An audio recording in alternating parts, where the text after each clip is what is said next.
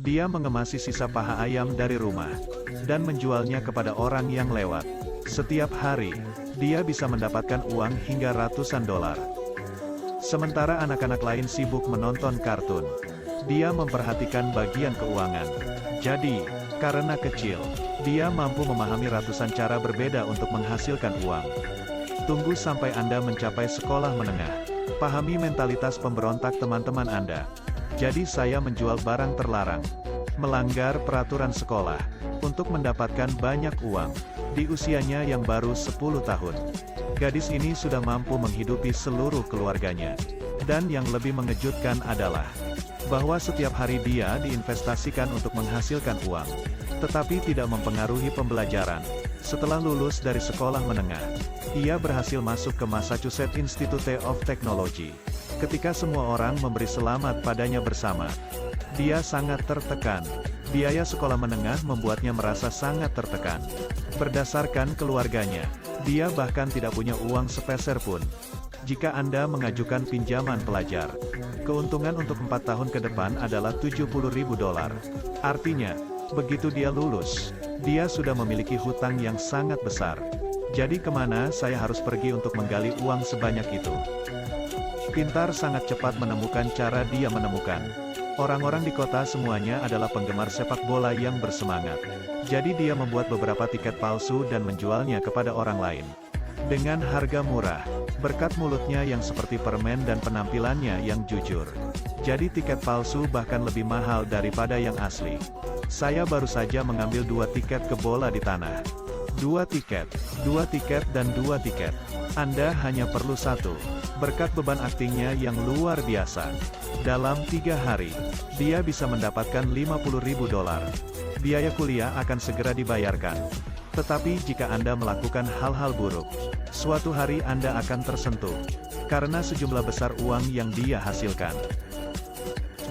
Dia diperhatikan oleh polisi, dan kemudian dikirim kembali ke penjara.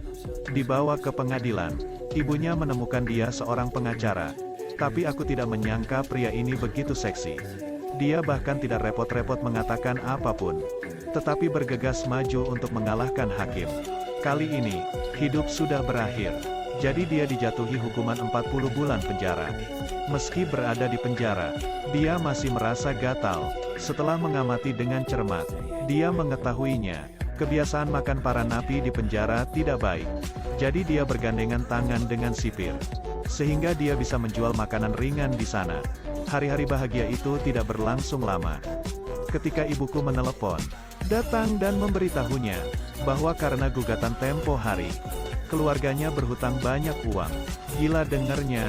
Semoga berhasil, berkembang, agar cepat keluar. Mulailah berusaha menampilkan diri dengan baik. Jadi dia akhirnya keluar 20 bulan sebelumnya. Baru 1 hari keluar dari penjara, dia menerima telepon untuk menagih hutang. Tanpa diduga, pihak lain mengambil inisiatif untuk berbicara dengannya. Jika dia bisa membayar sekarang, mereka akan memberinya 80% dari hutangnya. Dan jika dia tidak membayar sekarang, mereka akan mematahkan kakinya. Hutangnya berjumlah 30.000 dolar. Dan sekarang hanya perlu membayar 5.000 dolar. Tapi mendengarkannya masih tidak terlalu senang. Selain itu, dia juga mengutuk pihak lain karena tidak memiliki prinsip. Sebagai penagih utang, Anda tidak menjual apa yang Anda lakukan seperti yang Anda lakukan. Dia segera mulai mengajarinya cara menagih hutang. Segera, dia bisa menggali satu hal dari sisi lain. Ternyata setiap kali hutang seseorang terbayar, pada mereka akan makan jumlah komisi hingga 10%. Smart langsung mengendus peluang bisnis tersebut. Di mana kantormu? Begitu dia menutup telepon, dia dengan cepat pergi ke perusahaan mereka. Dia bertemu bosnya, dan mengatakan bahwa dia ingin bekerja di sini. Tapi begitu bos melihat gadis kecil kurus di depan matanya, dia hampir tidak peduli untuk menempatkannya di matanya. Karena debt collector bukan orang besar. Mereka pasti gangster. Bentuk tubuh harus dipilih dan diatur sedemikian rupa. Jadi ketika melihat penampilan gadis ini, kemudian setelah meninjunya, orang-orang harus berlutut dan memohon padanya untuk tidak mati. Namun, penagihan utang tidak berdasarkan paksaan karena di kepalanya sudah ada cara untuk menagih utangnya. Taruhan saja dengan bos. Jika dalam sebulan dia bisa berada di puncak industri penagihan utang ini, maka bos pasti harus menghapus semua hutangnya. Jika dia tidak bisa melakukannya, dia akan membayarnya 2 kali lipat. Begitu bos mendengarnya, dia segera menganggapnya sedikit menarik. Jadi dia segera menendang keluar karyawan dengan penjualan terbanyak untuk menggantikannya. Setelah menerima tagihan hutang, dia tidak akan terburu-buru untuk memanggil orang, tetapi akan menemukan titik lemah mereka terlebih dahulu. Misalnya, pria di depannya adalah anak adonan. Saat menghadapi gadis penagih hutang, bukan saja dia tidak membayar, tetapi dia juga sangat arogan. Jadi dia menggertaknya, "Jika Anda tidak membayar, saya akan menelepon ibumu dan memberitahunya."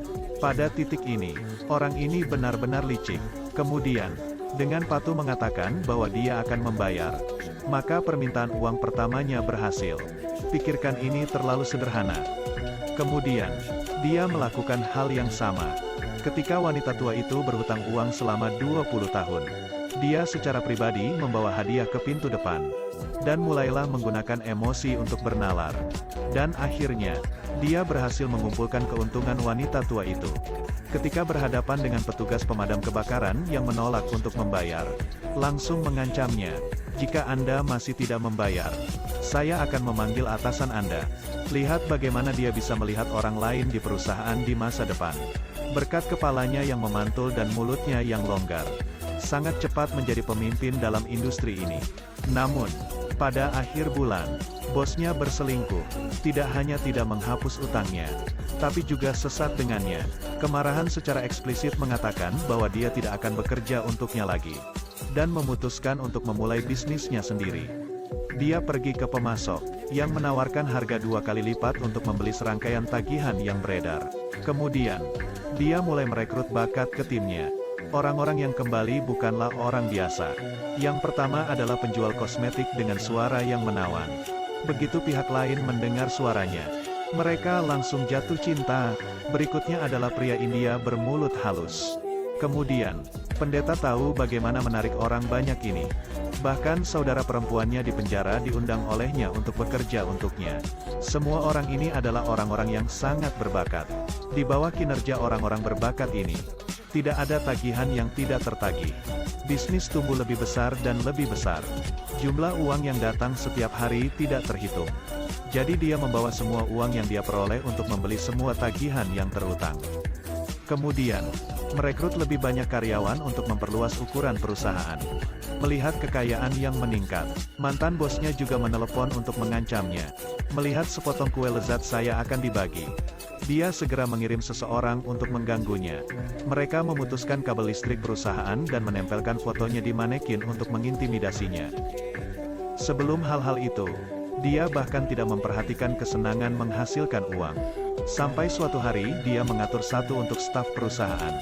Dan saat pergi ke kamar mandi, dia memiliki banyak darah anjing yang tumpah di kepalanya. Pada saat dia kembali ke perusahaan, tempat itu segera menjadi berantakan. Dan semua tagihannya dirampok. Jadi marah berlari untuk menemukan bos sebelumnya. Melihat penampilan bos yang sangat menyedihkan, dia langsung mengejeknya. Karena itu, setelah memutuskan untuk melawannya, dia berbalik dan pergi tanpa bereaksi. Pada malam hari, dia mengenakan pakaian glamor, tergoda dan pergi untuk menemukan pria pengacara yang selalu diam-diam jatuh cinta dengan dia pertama.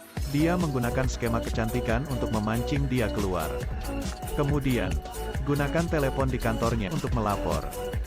Dari sisi polisi, mantan bosnya melakukan transaksi ilegal.